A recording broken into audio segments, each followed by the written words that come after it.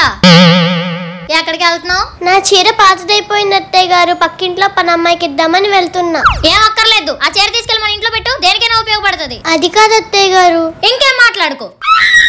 అయినా నా కొడుకు విదేశాలంటే కష్టపడి సంపాదించడము, నువ్వేమో ఇక్కడ సమాజ సేవలు చేయడమోనా? అయినా వాడి డబ్బంతా ఇలాగే తగిలేసేస్తున్నావు. ఇంకోసారి నా కొడుకు సంపాదించిన దాంట్లో రూపాయి అయినా నువ్వు వృధా చేసావో నాలో ఉన్న దయ్యాన్ని చూస్తావు.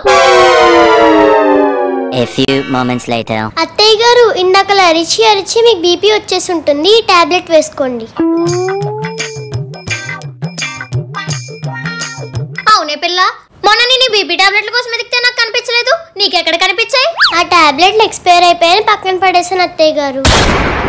మరి ఎక్స్పైర్ అయినవి నాకెందుకు ఇచ్చావే?